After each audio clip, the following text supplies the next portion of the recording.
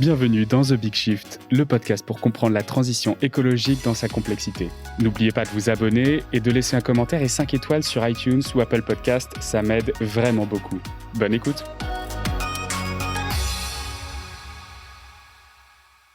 Bonjour à tous, aujourd'hui on reçoit Jonathan Guyot de l'association All for Trees. Bonjour Jonathan. Bonjour Xavier. On est ravis de t'avoir. Alors j'ai connu Jonathan en me baladant sur LinkedIn et en regardant du coup les différents articles que tu as écrits sur le tree washing. Et c'est donc comme ça que j'ai connu All for Trees. Alors est-ce que tu peux te présenter rapidement, présenter All for Trees et puis après on essaiera de donner une explication de ce que c'est que le tree washing. Donc, je suis ingénieur forestier de formation, diplômé d'AgroParisTech NGREF, et ça fait 11 ans que je travaille sur les questions forêt-climat, notamment pas mal de temps sur le terrain au Mexique, où mon métier c'était de certifier carbone des projets forestiers, ou même de travailler sur le mécanisme, ce qu'on appelait le mécanisme REDD+, réduction des émissions liées à la déforestation et la dégradation des forêts. C'est un sujet qui m'a passionné, mais très vite, déjà il y a 10 ans, on se rendait compte que parler juste de carbone en forêt, c'était déjà un problème, qu'on pourrait pas avoir finalement de financement lié au carbone qui aurait une juste valeur pour ces projets, et qu'il fallait peut-être en sortir. Mais mon parcours m'a permis aussi de découvrir les impacts de ces projets et de vouloir les soutenir.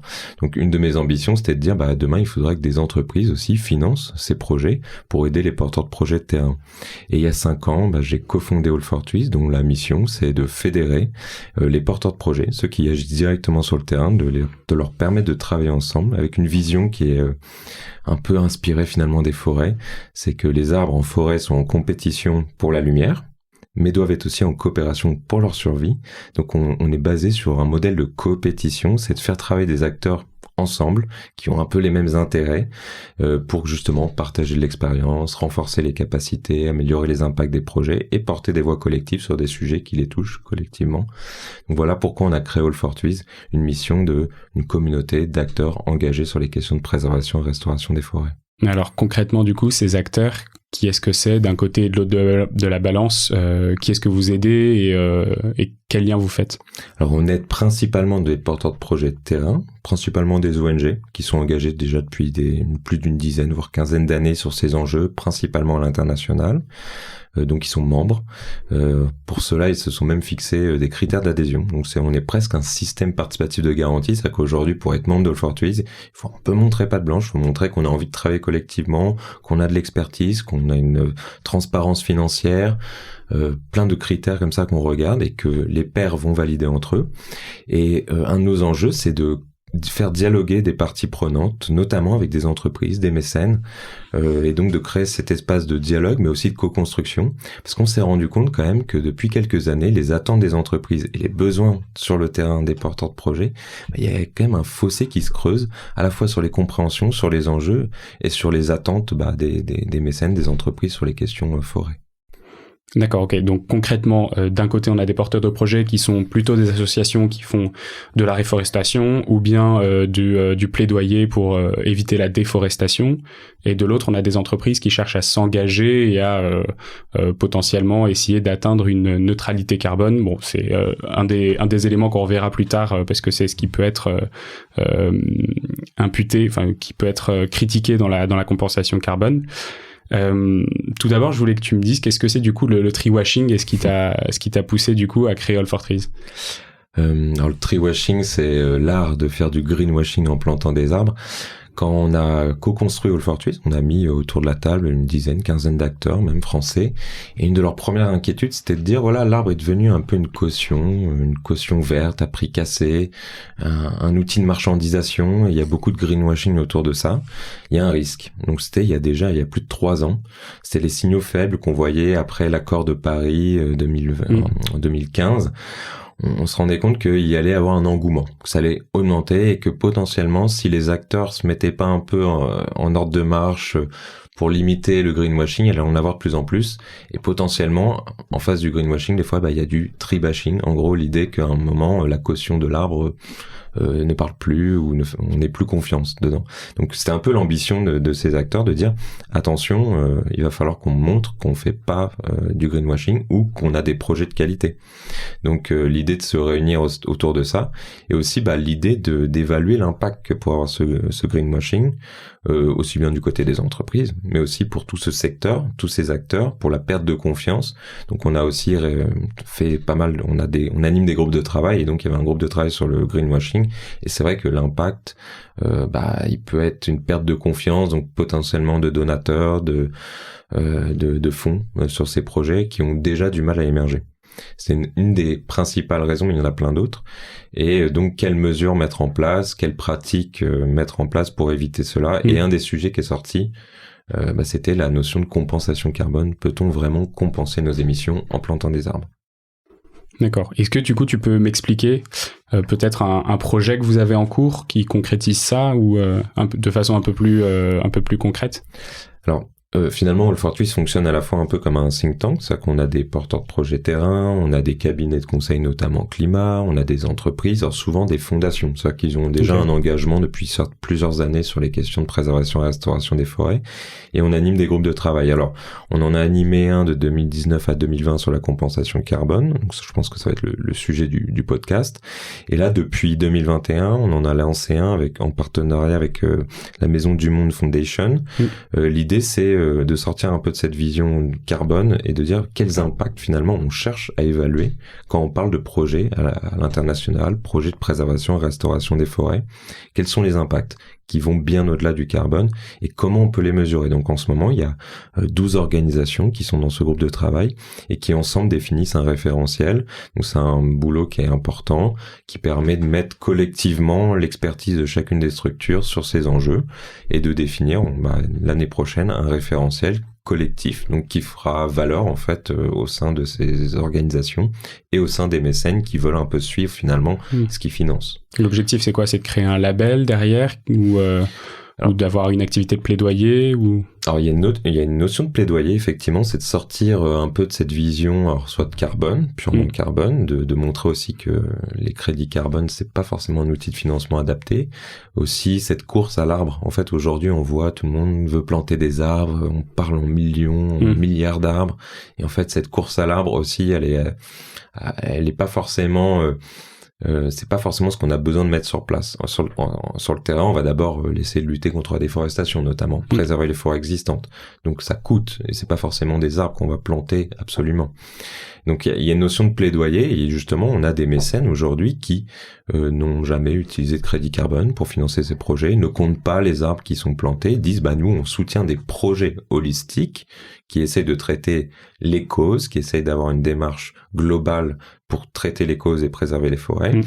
Et on veut porter ce plaidoyer auprès des associations pour montrer aux entreprises qu'on n'est pas obligé de courir après des crédits carbone ou un nombre d'arbres plantés.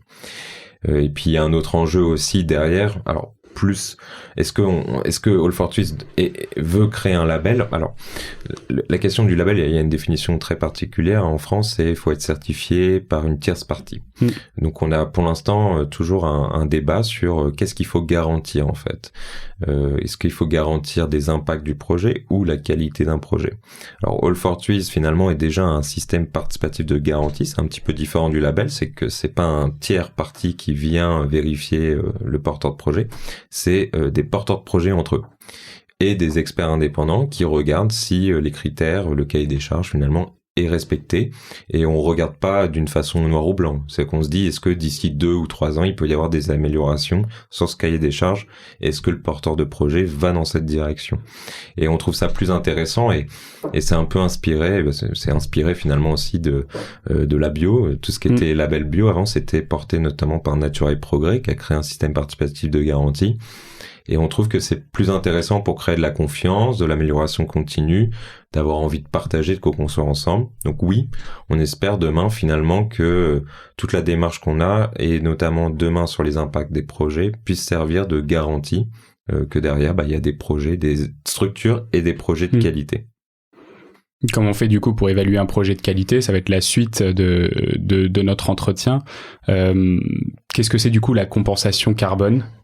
Qu'est-ce que c'est que ce levier qui du coup est quand même le levier principal pour les entreprises pour financer ce qu'ils appellent leur neutralité carbone. On verra encore dans la suite, c'est encore un autre élément qui est à remettre en question. Mais du coup, qu'est-ce que c'est que la compensation carbone ? Je vais peut-être être un peu rude en disant comme ça, mais je trouve que c'est une vision obsolète, voire même erronée. Obsolète parce que c'est une vision qui à un moment était portée au moment du protocole de Kyoto 2005, où on maîtrisait encore pas forcément les enjeux et la trajectoire qu'on allait devoir emprunter si on veut respecter l'accord de Paris. Donc je dis obsolète parce que c'est une vision qui a été remise en question et qui est remise en question par un certain nombre d'acteurs depuis le rapport du GIEC de 2018, qui nous montre une autre trajectoire. Alors à la base, c'était une bonne idée. C'était finalement de donner un prix au carbone, une unité de mesure que comprend l'entreprise, pour permettre finalement à cette entreprise de mettre une valeur à ce carbone directement dans sa comptabilité finalement, et soutenir un projet. Et donc ça permettait de faire une transaction financière vers notamment les pays du Sud en fait. C'était ça à la base. Et moi c'est ça qui m'intéressait à la base, c'est que c'était un outil qui permettait de délocaliser des investissements vers des pays en développement. Tout à fait, de favoriser des financements, et des fois sur le terrain on a besoin de cofinancement, donc c'était bien de pouvoir intéresser des entreprises sur ces enjeux. Parce que la plupart des porteurs de projets sont dans des pays en voie de développement. Tout à fait. Si on veut traiter les questions de déforestation, c'est surtout dans des pays en milieu tropical ou d'accès à l'énergie, pareil. Donc parce que la compensation carbone, il n'y a pas que les forêts, il y a aussi d'autres sujets comme l'énergie. Mais alors le problème de la compensation, c'est que finalement, c'est une équation où on nous explique que si on émet 1 et qu'on compense 1, on fait 1 moins 1 égale 0. D'où la neutralité carbone. Voilà, et on pourrait se dire, tiens, on est neutre en carbone. Par contre, ce qui se passe réellement, c'est un peu plus complexe, parce que, imaginons, là, on va prendre l'avion, on va se faire un petit aller-retour tous les deux à New York. Chouette. Voilà, pour un petit week-end shopping, si tu veux, en plus. Ça marche, super. Donc, on va émettre 4 tonnes. Donc, on va faire 7 heures aller, 7 heures retour, on va émettre 4 tonnes. Pendant ce temps-là, il y aura rien qui va nous permettre de réabsorber ces 4 tonnes, en fait, dans le temps imparti. Donc, il y a un problème de temporalité, surtout si on parle d'arbres, en fait. Finalement, l'arbre, il va faire plusieurs arbres déjà pour 4 tonnes, puis ils vont mettre 20, 30, 50, 100 ans à absorber. Pour peu qu'ils arrivent à maturité. Exactement. Puis, pendant ces 100 ans, qu'est-ce qui va se passer ? Est-ce qu'il y aurait pas un incendie ? Est-ce que finalement cet arbre on le plante pas pour un autre usage ? La première source d'énergie pour les populations rurales en pays de développement, c'est quand même le bois énergie. Donc on va réémettre. Donc il y a un problème de temporalité aussi. Et puis quelque part ce CO2 qu'on a émis, c'est du kérosène, c'est de l'énergie fossile. C'est pas du tout le même type de carbone que le carbone biologique qu'on peut retrouver dans les arbres. Le carbone biologique, il a une durée de vie, un cycle qui est très très court. On va parler de 50, 100 ans, que le carbone géologique, il a fallu des millions d'années pour qu'il se stocke. Et donc pas du tout le même impact, et donc pas du tout la même équivalence possible entre un carbone géologique et un carbone biologique. Donc il y a plein de choses comme ça qui font qu'aujourd'hui on peut pas parler de compensation. Et c'est pas vraiment ce que nous dit le GIEC en fait. En 2018, ils nous ont dit, c'est simple, si on veut atteindre la neutralité carbone, on pourra en revenir après là-dessus, mais l'idée c'est, on aura toujours des émissions, mais il va falloir les réduire drastiquement en 2050. 75%. Voilà, 75%. Donc l'effort, c'est entre certains secteurs, ça va être 4 à 7 fois, il va falloir réduire nos émissions. Et en face, il faudra assez de puits de carbone, espérons-le naturel. Il faudra doubler ces puits de carbone, mais il faudra assez de puits de carbone pour qu'en fait, il y ait un équilibre entre ce qu'on continuera à émettre, on continuera toujours à émettre, et ce que les écosystèmes pourront absorber. Et c'est ça la neutralité carbone, c'est une trajectoire, c'est pas une temporalité. Aujourd'hui, je suis neutre en carbone parce que j'ai acheté 4 crédits carbone pour notre aller-retour en avion. C'est que de toute façon, ces 4 tonnes, il va falloir peut-être pas que je les émette en 2050, et j'en émettrai toujours. On dit que normalement, en moyenne, un Français devrait émettre 2 tonnes. 2 tonnes, oui. Qu'aujourd'hui, on est plutôt à 10.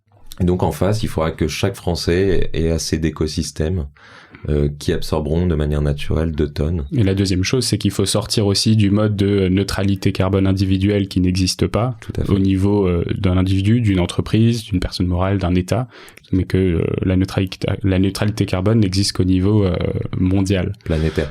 Et c'est là que c'est intéressant. Donc quand on a fait tout ce travail, justement, avec le groupe de travail compensation carbone et reforestation, il y avait en même temps le Carbone 4 qui travaillait sur son référentiel, la Net Zero Initiative, et qui justement a bien dit à un moment, en fait, l'enjeu c'est pas la neutralité carbone, c'est à l'échelle planétaire ou à l'échelle d'un pays, d'un territoire, mais pas du tout à l'échelle d'une entreprise ni individuelle.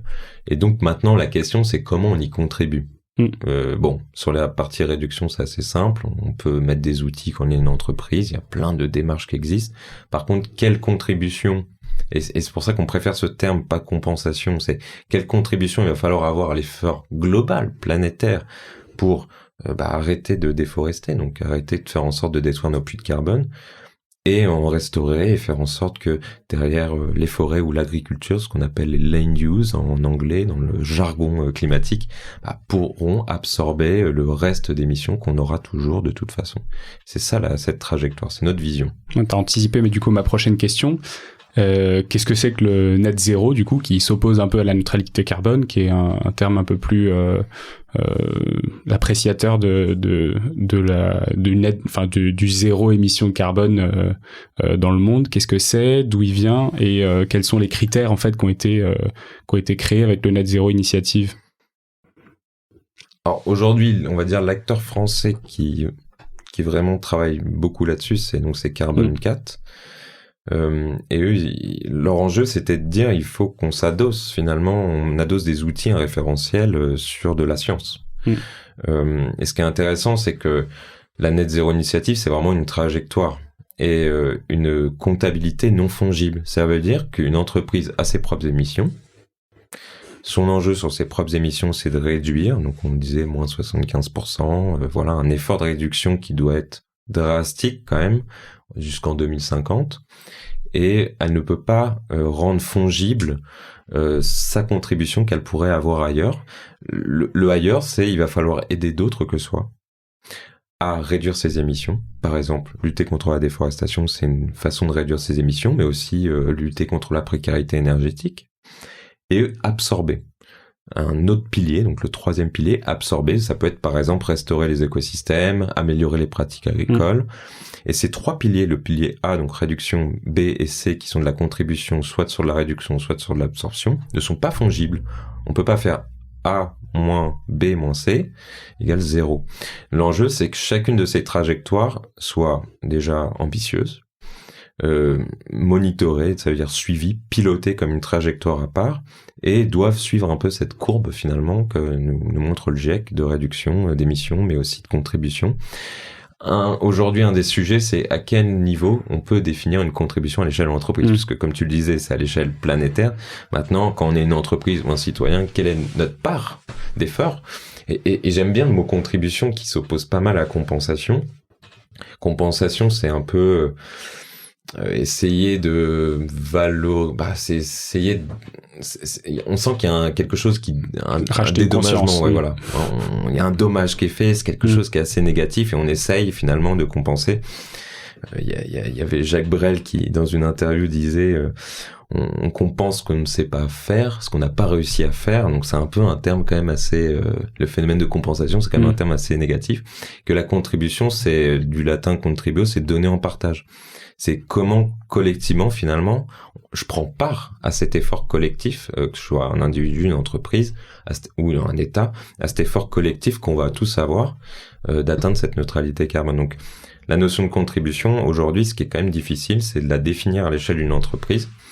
Il peut y avoir des visions, mais aujourd'hui c'est quand même assez complexe de se dire quel est le niveau de contribution que devrait avoir une entreprise sur notamment les forêts par exemple. Est-ce que c'est du coup niveau de ces émissions incompressibles ou on parle de quelque chose de plus complet?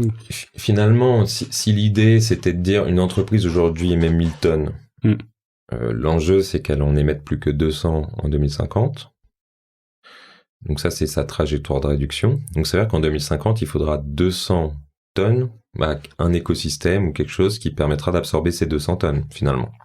Donc, on peut pas se dire, c'est pas très cohérent de dire on cherche 1000 tonnes et en face il faut absolument 1000 tonnes, en fait, parce que l'enjeu, c'est quand même de réduire ces 1000 tonnes à 200. Et ça doit être la priorité numéro 1. Donc c'est un peu aujourd'hui difficile d'évaluer. Nous, ce qu'on pense aujourd'hui, ce qu'on a défini dans le groupe de travail, c'est le meilleur outil pour une entreprise pour réduire ses émissions, c'est l'argent, finalement. Et à la base, ça servait à ça, les crédits carbone, le système de compensation. C'était de mettre une valeur du carbone dans la comptabilité de l'entreprise. Donc nous, on pense aujourd'hui que la meilleure façon de définir sa contribution, c'est déjà de mettre un prix carbone interne, élevé, évolutif, si possible. Plus ça va être évolutif en positif, plus l'entreprise a intérêt de réduire le plus rapidement possible.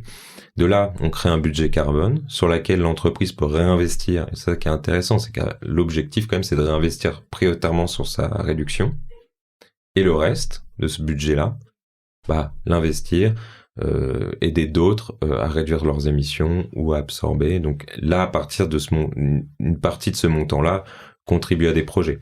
Par contre, aujourd'hui, ce qu'on ne sait pas définir, c'est quelle est la partie de cette enveloppe que l'entreprise devra mettre en termes de contribution. Mais on pense que c'est le meilleur levier, parce que si aujourd'hui une entreprise se met un indicateur de 70 € la tonne dans son bilan comptable, elle a tout intérêt aujourd'hui à le réduire. À le réduire avant de contribuer, avant de effectivement le compenser. Oui, tout à fait. Ouais. Du coup, c'est la deuxième partie. Tu passes ta vie à faire les transitions, c'est super. Je voudrais qu'on rentre un peu plus en détail du coup de ce que c'est que la compensation carbone, donc la différence entre certificat carbone, le crédit carbone et du coup la compensation qui va avec, et la dérive qui va avec le prix et en fait la création de ce marché du carbone et des crédits carbone. Alors, je ne sais pas s'il y a vraiment de différence entre certificat et crédit carbone, mais disons qu'il faut un système de certification pour avoir un crédit carbone. D'accord. Crédit carbone, c'est une unité. C'est l'équivalent d'une tonne de CO2. Donc, c'est quelque chose qui est assez tangible. En face, il y a des émissions et sur un projet, il y a soit une réduction d'émissions ou une absorption. Les mécanismes de certification, c'est surtout dans ce qu'on appelle le marché volontaire. C'est des entreprises qui ne sont pas obligées de le faire, déjà. Elles peuvent contribuer finalement à un projet qui, ailleurs, que ce soit sur le territoire français ou à l'international, va permettre de réduire ou d'absorber des émissions. Et là, pour ça, il faut des standards. Donc, à l'international, on parle notamment de Verra, ex-VCS, ou Gold Standard. Et en France, on a eu l'émergence, là, très récemment, du label bas carbone. Ces standards fixent une méthodologie. Il y a un organisme tierce partie de certification, et c'est là où on rentre dans le système de certification, qui va valider que la méthodologie de calcul du projet permet de réduire ou donc ça, c'est un audit des porteurs de projet, en fait. Tout à fait. Alors, pour que le projet soit valide, il faut que, entre le projet au temps zéro, c'est-à-dire aujourd'hui, à 2030, il faut vraiment que les financements aient eu un impact sur la réduction des émissions. Il faut aussi prouver, alors c'est une définition qui est assez technique, mais prouver que sans ces financements-là, le changement n'aurait pas pu avoir lieu. C'est-à-dire qu'on n'aurait pas pu réduire les émissions ou en absorber plus. C'est-à-dire qu'il faut prouver ce qu'on appelle l'additionnalité. Ce qui peut être très complexe parfois, parce que si de loi on vous interdit de déforester, vous avez beau de faire un projet de lutte contre la déforestation, comme de loi, vous ne pouvez pas déforester, on ne peut pas émettre de crédit carbone. D'accord. Parce que c'est interdit. Donc, on ne va pas financer quelque chose qui est interdit. C'est des exemples un peu concrets, mais cette additionnalité est un petit peu complexe à cerner, voilà. Et c'est une des clés d'entrée pour les projets. Et cette additionnalité, derrière, une fois qu'elle est prouvée, plus les émissions qui vont être estimées, alors, soit sur un pas de temps, sur les forêts, ça va être à peu près 30 ans, derrière le projet peut être validé, des crédits carbone sont émis et tous les 5 ans il y a des audits, ou tous les ans, ça dépend les types de projets, il y a des audits pour vérifier qu'il y a bien eu réduction d'émissions ou absorption. Et de là on crée une valeur, une commodité finalement, un produit qui s'appelle le crédit carbone, qu'on peut s'acheter, voire même qu'on peut revendre. C'est-à-dire qu'on peut avoir des intermédiaires aujourd'hui qui achètent des crédits carbone et qui les revendent.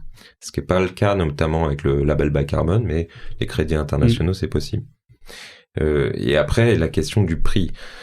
Alors, normalement, comment on définit le prix de ce crédit carbone? C'est finalement le coût de mise en œuvre du projet. Ou de mise en œuvre du projet. Oui. C'est que si finalement vous devez changer une pratique, imaginons, on parle de l'agriculture, vous êtes sur un modèle assez extensif, l'idée, ça serait d'intensifier un peu cette agriculture pour réduire la pression sur les forêts. Vous allez, par exemple, mettre en place de l'agroforesterie.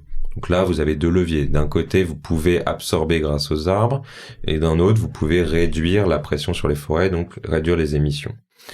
Il va y avoir un coût. C'est-à-dire que pour mettre en œuvre ce projet, il va falloir financer pas seulement la plantation des arbres, la formation de l'agriculteur, peut-être une perte de rendement pendant les premières années. Il va falloir peut-être attendre 5 ans avant qu'il y ait un meilleur rendement agricole, que les arbres qui ont poussé apportent des bénéfices, notamment fourragers, fruitiers ou quoi. Puis il va peut-être aussi falloir investir sur des filières économiques locales pour permettre à cette agroforesterie de se déployer et de donner une valeur monétaire aussi à tous les produits qui vont sortir de ce champ. Donc tout ça, il va falloir investir, donc ça a un coût. Et donc on dit pour chaque tonne absorbée ou chaque tonne réduite, il va falloir investir tant. Et normalement, c'est comme ça qu'on fixe le prix finalement du carbone. Le problème, c'est qu'aujourd'hui, comme c'est un marché où il y a de l'offre et de la demande, il y avait très peu de demande. Ça a commencé à exploser en 2020. Il y avait très peu de demandes, les prix étaient achetés très très faibles, c'est-à-dire que les entreprises n'étaient pas prêtes à payer plus de 5 euros, voire même en France, les chiffres de 2016 c'était 3,70 €, et les chiffres de 2020 c'est 4,50 € par tonne de CO2. Ouais, donc si on reprenait notre exemple de nous deux allant à New York et qui émettons 4 tonnes, en fait ça nous coûterait 16 € de compenser notre émission, quoi. C'est ça, effectivement. Voilà. Et donc, ça veut dire qu'est-ce que ça finance derrière? Qu'est-ce qu'on peut vraiment financer pour 4 € derrière? Soit c'est des projets très faciles à mettre en œuvre. Donc ça pose la question de l'additionnalité, s'ils sont faciles à mettre en œuvre. Et de la qualité du projet, oui. Voilà. Alors, il peut y avoir des projets énergétiques assez massifs où là, on peut vraiment baisser les prix. Mais alors, quand on parle de projets forestiers, on est très très loin de ce qu'il faudrait payer pour finalement permettre de réduire les émissions ou absorber des émissions. Et donc la logique de marché fait que il y a quand même des acheteurs quelque part et qu'ils n'ont pas forcément intérêt à payer le prix le plus élevé. Et c'est pour ça qu'on arrive à des moyennes nationales en France qui sont très basses et elles ne prennent même pas en compte les intermédiaires qui vont avoir acheté des crédits carbone, qui vont avoir fait une marge et les revendre. D'accord, ouais, Enfin, je suis en train de repenser du coup à ce que j'ai lu dans ton article avec EasyJet qui a prévu de se racheter 8 millions de tonnes de CO2, enfin d'équivalent du coup en tonnes de CO2 avec ses crédits carbone. Et en fait, c'est ridicule. Tout le monde peut être entre guillemets neutre en carbone avec ce genre de solution, comme tous les gros. Oui, à des montants comme ça, oui, effectivement, ça reste. L'entreprise n'est pas obligée de le faire, donc c'est déjà intéressant qu'elle le fasse. Après, c'est pourquoi elle le fait. Finalement, le secteur aérien aujourd'hui a une mauvaise image, finalement. Comprend qu'il y a quand même une pression sur le fait qu'il va falloir réduire le secteur aérien, les émissions du secteur aérien, qui sont pas forcément de levier technologique d'ici 2030, voire 2050, ça va être complexe. Donc là, l'enjeu, c'est quand même de se dire, on fait quelque chose, et puis si on peut s'afficher neutre en carbone, on va peut-être nous laisser tranquille quelque temps. Et là, si en plus ils font ça, puis à bas coût, oui, ça pose vraiment question. Et en fait, c'est devenu un peu une caution, le crédit carbone, ou les arbres plantés, une caution à bas prix, quoi. Où on se dit, en fait, c'est bon, j'ai atteint ma neutralité carbone en faisant un chèque pas très cher finalement. À titre de comparaison, du coup, tu disais que le crédit carbone aujourd'hui se trade autour de 4 € le crédit, donc la tonne de CO2 équivalent.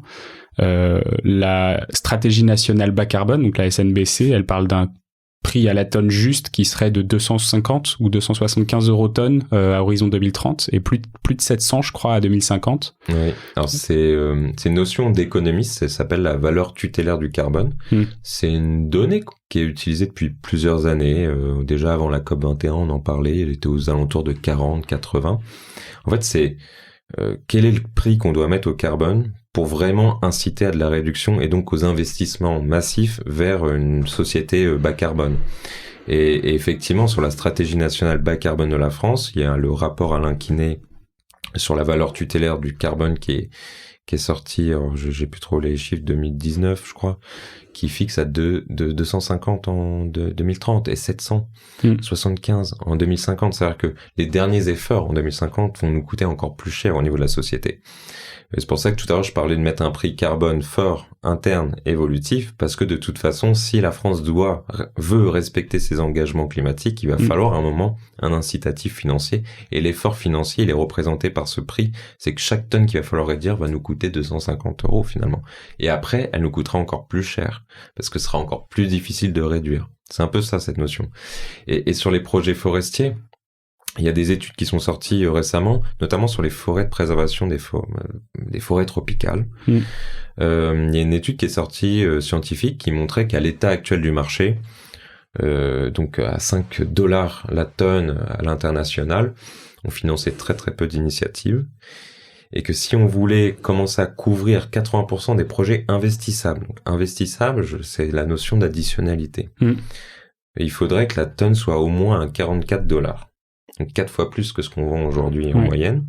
Et encore, on ne couvrirait qu'une partie des besoins financiers pour préserver les forêts, parce qu'il y a toujours cette notion d'additionnalité. C'est-à-dire qu'il y a des endroits où on pourrait pas prouver cette additionnalité, mais il y aura des besoins financiers pour préserver les forêts, pour donner de la valeur économique aux populations locales, et cette étude montre qu'en fait, la question des crédits carbone, et c'est ce que je pense depuis très longtemps, c'est que c'est un marché de niche. C'est que ça va bien pour quelques projets, des projets assez massifs, ça va bien pour quelques clients, mais c'est pas un marché qui en 10 ans est en train d'exploser, mais c'est pas non plus le marché qui a tout révolutionné, qui a changé la face du monde, quoi. Clairement pas. Et donc on pense aujourd'hui que c'est un marché de niche, et ça va être pareil un petit peu pour le label bas carbone en France, parce qu'il va falloir que le prix carbone des projets en forêt en France ou en agroforesterie soit au-dessus de 50 € la tonne. Donc si les entreprises demain sont volontaires pour ça, tant mieux.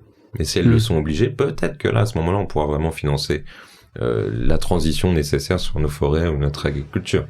Mais il y a quand même un gap à franchir. Ouais. Et du coup, la question qui reste, c'est est-ce qu'il faut qu'on arrête la compensation carbone? Est-ce qu'il faut qu'on change de modèle? Est-ce qu'il faut qu'on arrive à faire évoluer celui-là? Je veux dire, est-ce que, en fait, là, on a bien vu qu'il y a des gros problèmes d'asymétrie d'information sur le marché de ces crédits-là. Est-ce que les projets au niveau technique sont, comme ils sont certifiés, ils sont globalement bons? Est-ce qu'il faut arrêter de faire la compensation carbone, ou est-ce qu'il faut essayer juste de faire mieux aujourd'hui avec ce qu'on a? Alors, à une époque, donc, je travaillais pour une ONG qui s'appelle le GERES, qui est spécialisée sur l'énergie et le climat, et je gérais le programme CO2 solidaire. C'était une plateforme de compensation carbone qui vendait des crédits carbone à 24 € la tonne, mais plutôt sur des projets de développement à haute qualité. Et déjà à l'époque, des projets certifiés, Gold Standard ou Verra, on était obligé de faire nos propres due diligence, c'est-à-dire de vérifier que le projet était un bon projet. C'est-à-dire qu'on était obligé d'apporter une expertise comme au-dessus du label. Et c'est pareil sur le label bas carbone. Alors, j'ai quelques chiffres, mais le rapport du WWF n'est pas encore publié à ma connaissance. Il y a un rapport qui va sortir sur le label bas carbone. Et en fait, on voit une disparité aussi de projets. C'est-à-dire qu'il y a des projets de monoculture, d'arbres. Donc en fait, il faut quand même rajouter à ce carbone une expertise. Et le problème, c'est que ces crédits, donc ces labels carbone, sont bons pour estimer le carbone, finalement. Donc c'est une bonne garantie sur une mesure. Mais très mauvais pour définir ce que eux ils appellent les co-bénéfices.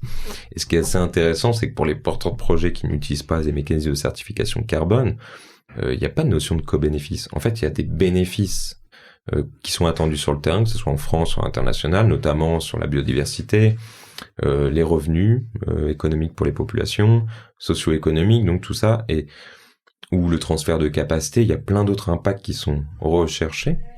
Et le carbone, finalement, est un co-bénéfice. Si le projet réussit, oui, potentiellement, il y aura une réduction, une absorption, et donc, potentiellement, ça contribuera à l'atténuation des changements climatiques. Et c'est ça qui est intéressant, c'est qu'aujourd'hui, ces labels-là ont quand même du mal à intégrer les bénéfices socio-économiques. Et le problème, c'est qu'aussi, ils ferment une porte ces modèles de certification à une variété de projets qui n'ont pas forcément d'intérêt en termes de carbone à se faire labelliser, parce que il va falloir payer la certification, il va falloir que le projet ait quand même un retour sur investissement, donc il va falloir des volumes de carbone, et parfois en fait il y a des solutions où le volume de carbone, donc le différentiel, l'additionnalité, est assez faible. Pourtant ils sont essentiels parce que leurs impacts sur les questions de biodiversité vont être beaucoup plus élevés. Donc aujourd'hui la grosse question qui demeure, est-ce qu'il faut jeter le bébé avec l'eau du bain? Non, je pense que les outils de crédit carbone peuvent très bien fonctionner pour des projets type énergie, accès à l'énergie, efficacité énergétique. Par contre, quand on parle de forêt, d'écosystème, je crois aujourd'hui qu'il est nécessaire et essentiel de sortir d'une vision carbocentrée.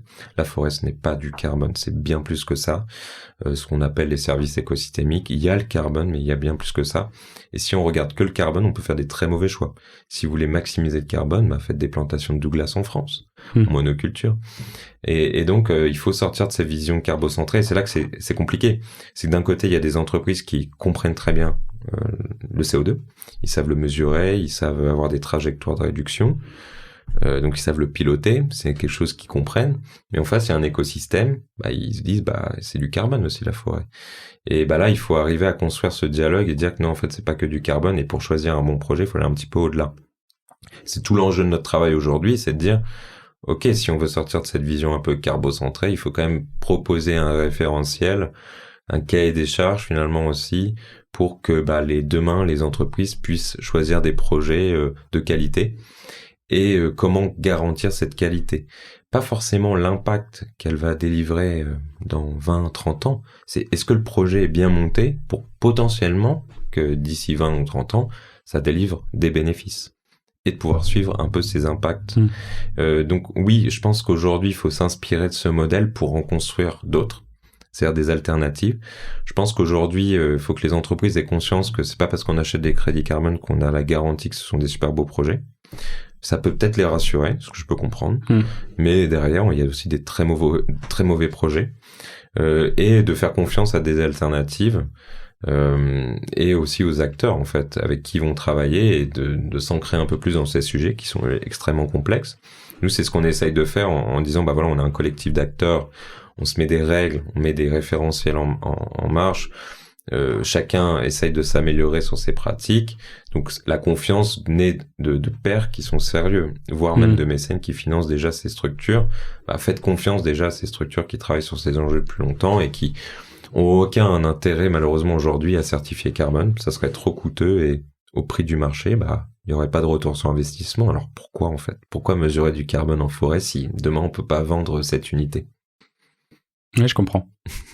Et est-ce que du coup, en tant que particulier, c'est quelque chose qu'on peut faire ou il faut être une personne morale absolument? Non, aujourd'hui, ce qu'on invite, quand on a fait toutes ces réflexions sur la contribution à l'atteinte de la neutralité carbone avec le focus forêt, en fait, on s'est rendu compte que les meilleurs outils, c'est aussi les outils de philanthropie. C'est-à-dire qu'aujourd'hui, vous avez des entreprises qui ont des outils de philanthropie, fondations, mécénat. En fait, elles contribuent déjà à soutenir des projets. Et que le citoyen, finalement, c'est pareil. S'il a envie de soutenir des projets aujourd'hui, il y a plein d'associations qui acceptent les dons, qui ont besoin de dons pour aller sur le terrain. On n'est pas obligé de s'acheter une mesure carbone. Alors si vraiment on voulait être rigoureux et que on s'en veut un peu d'avoir pris l'avion, on a été obligé, nous ce qu'on dit c'est que posez-vous un prix élevé. C'est-à-dire que si vous commencez à mettre 70 € la tonne, on comprend qu'on n'a peut-être pas intérêt à prendre l'avion tout le temps et que finalement c'est peut-être déjà ça, la prise de conscience de l'impact qu'a le carbone sur la planète.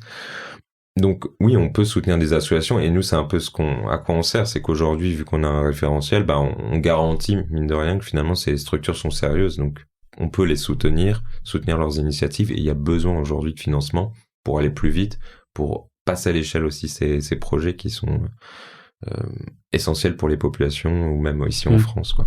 J'allais te donner, en dernière question, j'allais te demander quel est le conseil que tu donnes à nos auditeurs, mais je pense que du coup c'était effectivement d'aller aider All for Trees dans sa mission, j'imagine, ou peut-être que t'en as un autre. Oui, et puis je pense qu'aujourd'hui aussi je me suis toujours posé la question, est-ce qu'il faut dénoncer le greenwashing?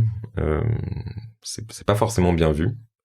Faut le faire avec intelligence, mais je trouve qu'aujourd'hui il y a de plus en plus de citoyens qui à un moment osent dire non mais là votre pub ça va pas, ce que vous dites, vos allégations sont fausses. Je pense que s'il y a un rôle citoyen de mettre un peu la pression, de dire on n'est pas dupe en fait, ce que vous faites c'est pas assez, soit là vous essayez de nous passer une couleuvre comme quoi vous êtes neutre en carbone, comme quoi vous n'avez pas d'impact, et ça je pense aussi c'est un rôle de citoyen d'essayer de montrer qu'il y a une pression. Alors on dit souvent la pression du consommateur, mais en fait la pression citoyenne, parce que ça peut faire bouger les entreprises et on a besoin de ça aujourd'hui, que ce sujet sorte un peu du halo des experts. Mais je trouve qu'aujourd'hui les gens ont quand même conscience qu'on peut pas compenser en plantant des arbres, ils voient tout de suite, on voit sur les réseaux sociaux comment ça émerge. Et oui, sur l'acte citoyen, il y a plein de choses à faire. Alors nous, notre spécialité, c'est lutter contre la déforestation. Donc on a plein d'outils qui expliquent aux citoyens comment ils peuvent passer à l'action. Et aussi, nous, ce qu'on engage, c'est aider ces associations. Il y en a besoin. Et achetez pas des crédits carbone à tout va. Un don peut suffire. Et puis l'enjeu, c'est que vous réduisez. Et pour ça, il y a plein d'outils. L'ADEME avec nos gestes climat, il y a plein d'outils pour mesurer son empreinte et faire les bons choix. Et déjà, ça serait essentiel. Je peux pas m'empêcher du coup de rappeler la fresque du climat à nos éditeurs, qui est un très bon démarrage pour ça. Tout à fait. On a fait la fresque de la forêt, qui permet de comprendre les causes et les conséquences de la déforestation. Eh ben, c'est parfait. Merci beaucoup, Jonathan. C'était très sympa. Merci à toi. Au revoir. Au revoir. C'est la fin de cet épisode de The Big Shift. J'espère qu'il vous a plu et que vous en avez retiré quelque chose pour votre vie quotidienne. C'est ça le plus important. C'est beaucoup plus simple de parler du sujet sensible de l'environnement quand ses amis ou sa famille sont vraiment informés.